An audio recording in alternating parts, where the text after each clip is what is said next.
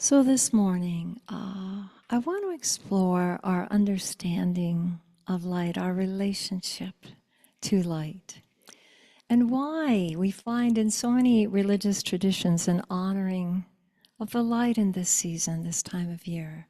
We revere light. We revere the light of consciousness and the light of the sun and the light within that illumines our way in darkness.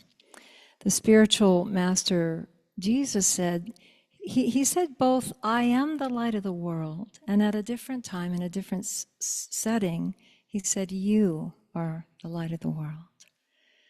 I am the light of the world, and you are the light of the world. This is the truth. This is truth. And I appreciate the way science and spirituality are merging in this day and time, in this time of evolution. I love Ervin Laszlo, and his writings helped me so much through my mom's passing, studying the Akashic field. But there's something he says I really love. He says, the light that shines forth in you is cosmic and infinite. The light that shines forth in you is cosmic and infinite. Treasure it. Foster it. Evolve it. It's your identity as a cosmic being. And fostering and evolving this light is the meaning of your existence. It's the meaning of your existence. It's the task you are here to fulfill. That's how Ervin Laszlo says it. There's also a beautiful Rumi poem that says, a light came and kindled a flame in the depth of my soul, a light so radiant that the sun orbits around it like a butterfly.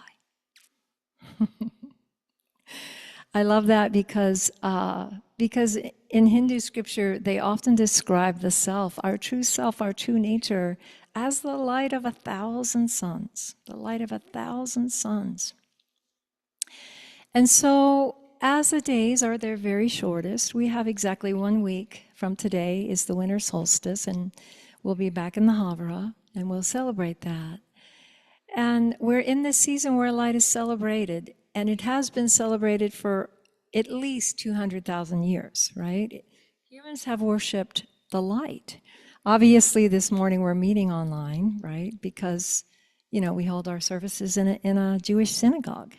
And they today are starting their Hanukkah celebration, the 8-day festival of lights that symbolizes the triumph of light over darkness and also of faith prevailing even in the darkest times. Lighting candles represents the light within, right? That dispels darkness and ignorance, that offers guidance and truth. I light a candle every single day, every single night actually. And on my altar, I honor my mom, my ancestors, all my loved ones, and my spiritual teacher. But I also honor the light of my true self, the light I am, the light of my being.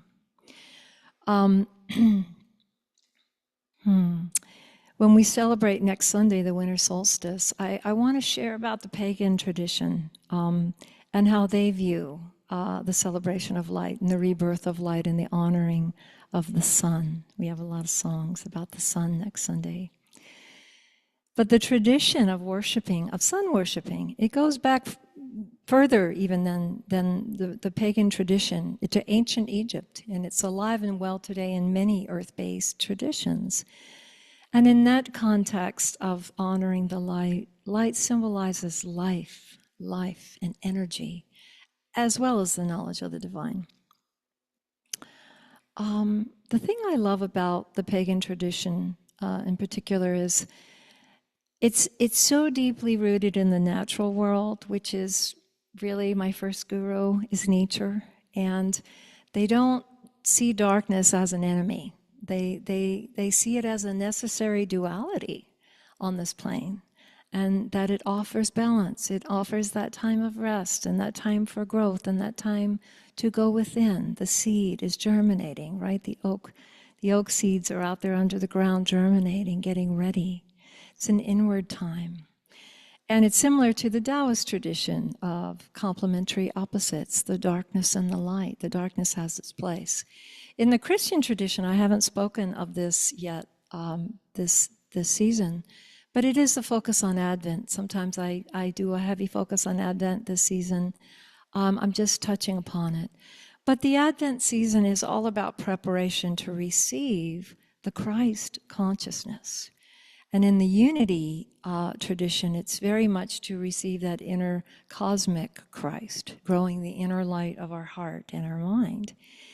And it was such a joy to sing with so many of you on Thursday, all our beloved Christmas carols. And there's a lot of songs about light. And I love that there's a line in "O Come All Ye Faithful," let every heart prepare him room.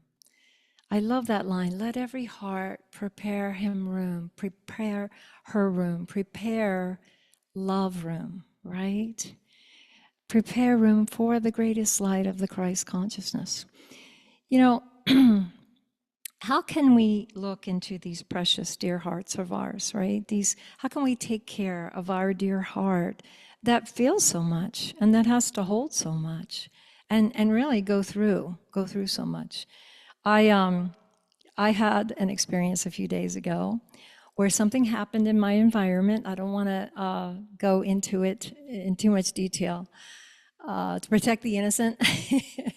But the experience felt a bit traumatic to my nervous system. And it left me feeling at the time like there was someone I trusted cared about me and cared about my well-being, and they made a decision to do something that created suffering for me.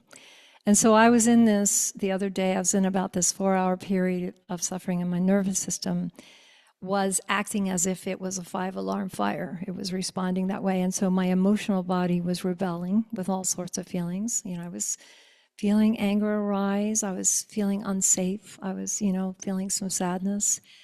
And I just did my best to meet the moment and try to calm and care for myself as best I could. And finally, the assaultive thing stopped. And I slowly worked to regain peace in my nervous system and soothe my emotions and calm my mind. And then I got back to writing my talk, this talk. So I put this in my talk, obviously. And I wanted to share about this experience because in life we're going to go through things, right? Maybe more often than we'd like, that stress, our poor bodies, our nervous systems, and our emotional selves. And these experiences are integral. They are an integral part of our awakening process. They're not some inconvenient separate distraction from our spiritual journey. They are so integral to it, right? It reminds me of a beautiful Mary Oliver poem. I'm just going to read part of it. Her poem, Starlings. I love her poem, Starlings. Ah, world, what lessons you prepare for us, even in the leafless winter, even in the ashy city. I'm thinking now of grief and of getting past it. I feel my boots trying to leave the ground. I feel my heart pumping hard. I want to think again of dangerous and noble things. I want to be light and frolicsome. I want to be improbable, beautiful, and afraid of nothing, as though I had wings. As though I had wings. It's so very human to feel disappointed at times in people and in ourselves, right? And in our outcomes that we didn't invite, right? And it's so very okay to grieve or to feel that temporary anger or sadness and let it have room to breathe. Honor the human heart that's pumping hard and the nervous system that's in flight or fight and the sadness that might arise, that the world has yet to become a sea of selfless humanity. I would love the world to become a sea of selfless humanity, but we are a work in progress, all of us. But if we can just honor our human beingness and love ourselves right there when we're tired, when we're wondering if we're up to this day, when we can do that, it's as if light comes into us. It comes into us. I feel it. I felt it the other day. It's subtle. It's a subtle feeling, but something lightens, something lets go, and we feel a glimmer of sunlight inside. And so, part of our awakening, I see, is trusting life, and especially when the moment that we're in may be taxing us. Hafiz once said, "This place where you are right now, God ordered on a map for you." This place where you are right now, God ordered on a map for you. Oh, God circled. God circled and ordered. Ah, yes, life lesson number 1852, right? Is happening today. How shall I meet this too? How shall I meet this being what it is? After all, Rumi said, if everything around you seems dark, look again. You may be the light. You may be the light. And you may be getting cracked open to grow more light within. I feel for spirituality to help us to be helpful, it has to be relevant, and religion has to evolve. That's part of why I feel like our unity community is expanding, because I feel like we do our best to extricate out the dogma and really honor the truth and all the paths up the mountain, right? The destination is the same, but there are many paths, and we can learn from each of them. The old ways of some forms of Christianity were about beating ourselves up for being sinful. And I feel that that view often just makes us feel with shame, which is so debilitating, right? I do think, though, I was thinking about this week, there's a place for feeling remorse when we know we've been unkind or realize we've done something unconscious or selfish in our actions. So remorse is useful, right? As children, we need to feel it so we learn and we grow and we do better. If we use it to resolve to do better and be more conscious in the future, that's useful, right? But I also feel the old paradigm in Christianity of hoping for a return of the second coming of Christ outside of ourselves is missing the point, and that Jesus's message was, if you seek the kingdom of heaven within your own being, you can do these things I have done and greater things, and be the light I am, right? We don't have to wait for another light bearer. We can be the light bearers. And I think it can feel like a tall order, but it is what all the spiritual masters are asking us to embrace and open to and step into, right? The Franciscan priest, Richard Rohr, I so appreciate him. He's such a mystic Christian. And he describes the evolution in the tradition, the Christian tradition, of worshiping baby Jesus to expanding into this wider view of welcoming the cosmic Christ to be born anew in ourselves, in our own consciousness. It's an everyday choice. It's not just a once-a-year event. So on that recent day when I felt disregarded, and I went through all those feelings the other day of anger and hurt, and then had to take care of my frazzled nervous system. Once I got around to more peace in my body and my emotional body, I could feel the light of presence that is always there, that's always here, and the grace that surrounds me always. And I could already sense in me the energy of forgiveness, that it was available. It was available to my heart. It took the time it took. But, and that forgiveness wasn't a feeling like it's okay for you to disregard my well-being, right, to fulfill your desire. It was more a feeling like, I see in your humanness, you were thinking pretty much about yourself without concern for how your actions might affect someone else. And I too am human, and I know that there have been many times in my life I've been unconscious in that same way. And so, I cannot like the action, but I can still love you and care about you. And I can choose in my heart to release the blockage towards you. And so this is a step, it's a small step in the direction of preparing room in my heart for the greater love that forgives, and for growing a generous spirit that's willing to let go. And following that divine example, I honestly feel like there is no greater teaching on love than Jesus' teaching on forgive them, Father, for they know not what they do. To me, forgiveness is the highest love. I mean, because it's the hardest sometimes. So this teaching, and the teaching of selflessness, this is what Alma embodies and what Jesus demonstrated. And it's beautifully expressed when we can forgive those who have wronged us. So with that, I'd like to share a story. And it's a story of two brothers. I think I shared this maybe 2 years ago, but it's such a touching story, and it feels appropriate for the message today. Once upon a time, there were two brothers who were the best of friends.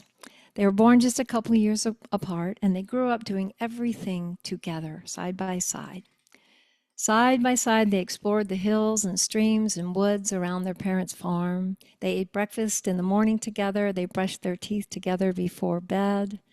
They played sports. They did their homework. They helped with the chores. They played pranks on their parents, and they did it all side by side.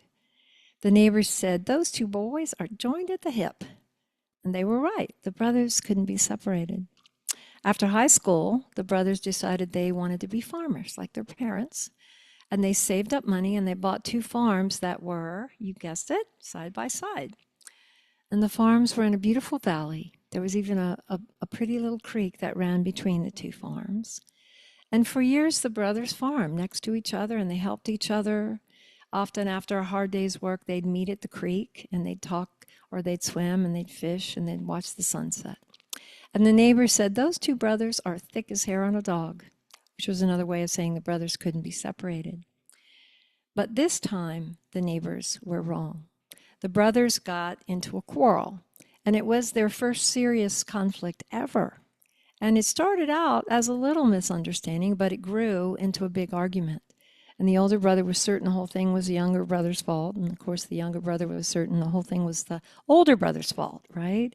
And they started yelling, and they said some hurtful things to each other. And then sadly, they stopped talking altogether. And so the longer the silence went on, the angrier both brothers got. And they dug in with their stories, and they stopped helping each other, and they stopped sharing tools, and they didn't go near the creek anymore. And then one morning, when the younger brother was finishing his breakfast, he was grumbling to himself. There was a knock on his door. And he opened it, and he found a man carrying a toolbox. And the man said, "I'm a carpenter. I'm looking for a few days' work. If you have any small jobs." And the younger brother had a flash of inspiration. He said, "As a matter of fact, I do have a job for you." And he pointed across the creek. He said, "You see that farm? That belongs to my older brother. We're not speaking. It's all his fault. I'm furious with him. And I want you to use a pile of lumber by my barn and build a fence along the creek. I want it 8 feet high. No, 20 feet high. I don't want to see his property. I don't want to ever see his face again." And the carpenter thought for a moment and then said, "I think I understand. I'll take care of the situation."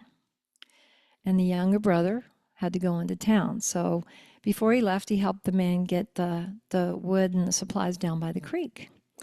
And as the younger brother's car disappeared, the carpenter got busy and he worked hard. He measured, he sawed, he nailed, and he thought a lot about these two brothers.